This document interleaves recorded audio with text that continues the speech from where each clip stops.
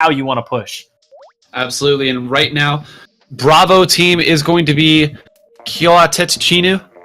So if you are following along at home, that's going to be them. And then Myotonia is going to be our alpha team in this set. So I know I personally have been having trouble following along with that. It's difficult. After a while, they all start to blend together, and it's hard to identify which team is which.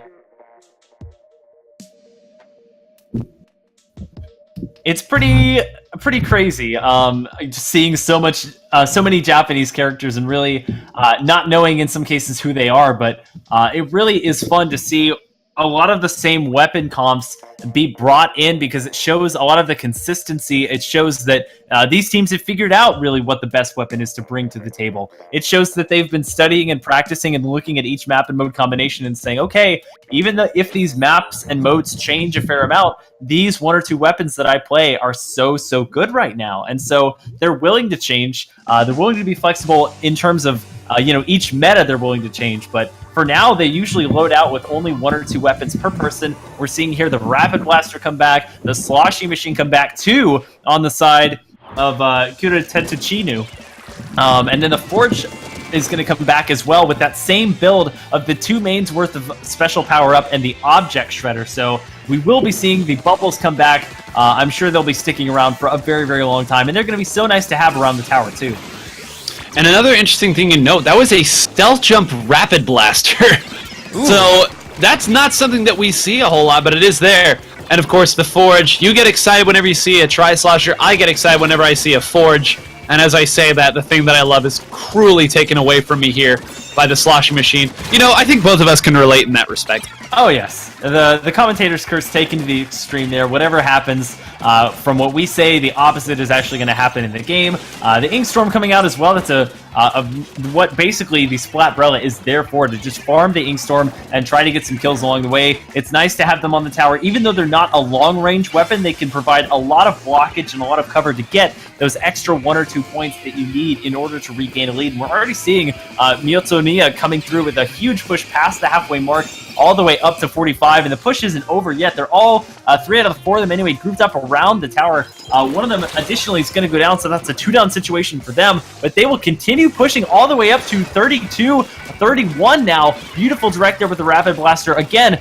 with the Rapid, direct is not enough to kill by itself, but if they're already damaged, they can do a decent amount of damage. So, again, I don't think Myotonia has any plans of stopping, and kiゅあてとちーぬhas a long way to go in order to stop them, if at all possible. It's been all Myotonia here at the start. That's going to be another down. They've paid for it with their lives, but they got what they were looking for in that situation. Now what'll be interesting to see, take a look at the Sloshing Machine here on the top of your screen. You see there for kiゅあてとちーぬactually going back down. I thought maybe they'd hold up there a little bit longer, trying to use the Stingray. Double Stingray! Now I see why they stepped back. Wow, fireworks going everywhere, although I don't think anyone went down from that. Okay, finally it goes down with the last burst there from the Stingray, but the pressure needs to go on the Overlook here. If you don't take the enemy's Overlook, you're not going to be able to find any sort of pressure, and the last possible second saving them there with the splashdown, but going to get taken down there, the Rapid Blaster, just too quick to let that one escape. And this tower continues to push for kiゅあてとちーぬall this time here. Myotonia hanging out basically on their high ground street area, not really even wanting to bother with the tower that much. I think kiゅあてとちーぬis pushing very far in, trying to get kills before they continue pushing the tower there. One person has jumped back on, so they will continue their best push for the day, but unfortunately, they overextend. They have to jump off there on the left-hand side.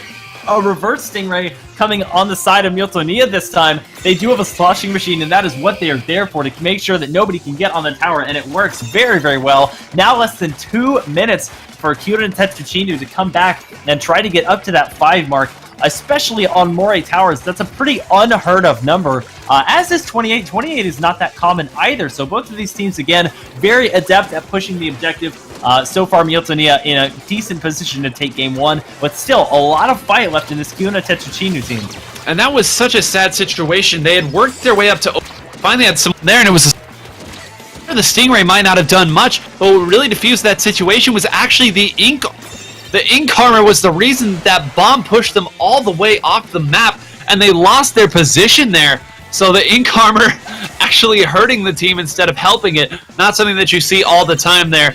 Certainly an unfortunate situation, and if you're Chinu, at that point, you're just kind of like, seriously? We do all that and our own special comes back to kill us? That's just our luck. It's a rather unfortunate turn of events, but they're starting to stack up their specials a little bit. We see the Splattershot Jr. popping that Ink Armor there, and the Stingray coming out as well on the right-hand side. That'll take out the Forge, which is one of the main long-range weapons they have to contend with. The other main one being the Rapid Blaster. They're going to force a 2-down situation onto Myotonia, and they will have another opportunity to push the tower here. Before they do that, though, two members already being very aggressive, pushing into these upper streets. I mentioned before this game even got started that these upper streets are normally not dealt with, but Chinu really feeling confident enough to push all the way forward and give whoever's riding the tower, which in this case it's one of their sloshing machines, give them a little bit of breathing room so that they can push forward pretty much uncontested on to that first checkpoint, or that second checkpoint rather, that they'll need to try and clear in the last 12 seconds of the game. But they go 3 down, only the Splattershot Jr. remains. They're going to have to try and stay alive and make a last second push here, but Myotonia looking at a great position to keep this one. Try to get a little cheeky there, run up there, bop him with the umbrella and get a kill there, but instead going to have to go ahead and settle for the regular kill. But I have to say, the Forge got a huge kill in that situation. Traded with the Splattershot there. The Splattershot had pushed up in a very commanding position. That Splattershot had Splashdown, and if the Splattershot was able to get the kill without using the Splashdown, I think that might have been what Chinu needed to push all the way up and get the kill that was necessary, and at least put enough pressure that they could have moved past that second checkpoint. But it's, I mean, what have we talked about? We said it so many times. Just 1 or 2 plays going the other way, that's what's going to decide these games. I know the final score doesn't look all that close, but you have to understand that if that play had gone a different way, we could be having a completely different conversation right now. And that sentiment is amplified on this map and mode combination so much. We saw earlier how quickly this map and mode can steamroll in one team's favor. We'll have to see if that replicates itself here, but I feel like weapons like the Rapid Blaster with that Splat Bomb launcher are going to be so crucial. Things that have an impact on this Splat Zone, because it's a pretty large zone. One thing like a Baller or a Splashdown cannot do is take over the entire zone. With that special, you're going to need multiple of them. Of course, I'm sure we're going to be seeing the return of the Inkstorm, potentially 1 or maybe even 2. We have seen the double Splatbrella comp coming out today. And also, the Stingray is still not a bad pick on this map, but it's still relatively linear and straightforward. Not nearly as something like Port Mackerel or Manta Maria, but it can still be very effective in its own right. So I'm not sure we're going to be seeing much of a change in the weapon comps of either of these teams. Most of these Japanese teams that are left in this tournament know what's good and they know what they can handle, which in most cases is going to be the Splatbrella, things like the N-Zap, of course, the Sloshing Machine and the Rapid Blaster, the Range Blaster. Blasters can still be very, very good and excel on Splat Zones, especially if they have a special that complements what they're trying to do with the objective. Absolutely. I wouldn't be surprised if we saw 2 Splatbrellas here come out from one of these teams. We haven't seen it from either of these teams, but it's just such a commanding... it's just so commanding. You can cover both of the flanks. You can, again, use that Inkstorm like you talked about. Cover up all the zone. Be very interested in seeing here. And the Blaster play. I will be very interested to see if we have Blasters. We know... Okay, so we do have 1 Blaster here. And we have, okay, so we have Blasters from both teams, and that's so interesting, and it's something that I feel like we're only seeing recently, is Blasters used in Splat Zones, not just sometimes, but all the time. Yeah, that's exactly the sentiment I was getting at as well, is that the Blasters aren't usually meant for turfing. You would think they would be terrible for Splat Zones because they just are not great at laying down the ink. There's so many other weapon classes and specific weapons that are better at it, but it really does help to round out your team comp a lot. And of course, if you're running things like the Rapid Blaster, you can have an effect on the objective. And the Range Blaster as well, with that Inkstorm, both of them use their specials for the objective, and then their main weapon they use because they have great aim, because they have a great capacity to locate their targets, and unfortunately there, a 2v1 is not going to work out in their favor. But we've seen a major start here from Myotonia, getting this zone already into the 40s and now the 30s, splashing down on the person who jumped in, but they'll stay alive and actually get the kill. I'm not exactly sure how that worked. That was the best timed Ink Armor I've ever seen in my life. The splashdown was perfectly timed, but the Ink Armor had come out in the middle of the jump. It saved them just enough, and just like that, we're going back the other way. The zone in control of Kyo te to Chinu, and wow, I'm just as stunned as you are in that situation. Range Blaster over here on this side, going to do a great job of locking down. That Rain Cloud is getting very close, going to take this opportunity to Shark. But you see all the specials, we talked about it, and there it is, case in point, specials running through. Not going to be able to take it, but they've waited so long to build them up. That's how this map is usually played, but so far, Kyo te to Chinu is showing, hey, that's not enough, you're going to need more than specials. And you notice Myotonia had to burn those specials early. They had to burn them in their court area behind the zone instead of on the zone itself. So while they weren't able to initially get in, they have made it in now, but they still have a massive penalty of 46 to contend with now that Kyo te to Chinu has gotten the zone back in their favor. This is looking very good for them to potentially take this one to a game number 3. We're seeing the Umbrella battles come out here. They're going to end up trading with each other. That battle works essentially the same. It's just opening and shutting that Umbrella shield. They fire around the same time, so that's why that trade ended up happening here. But the flank coming out from Kyo te to Chinu's range blaster, it's a very recognizable flank. It's a very common flank, but it's one you always have to be paying attention to. And because they were not able to get on the zone, Myotonia loses the lead here currently to Kyo te to Chinu, who may have a chance to knock out here, but they do not get into the zone in time. Specials flying left and right. They will lose their end zap, but they do gain the zone. They have a pretty big penalty to work through, but plenty of time to do it, and they do not want to go to a game 3 and give them any momentum.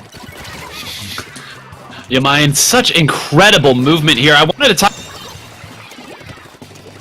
some wacky movement here.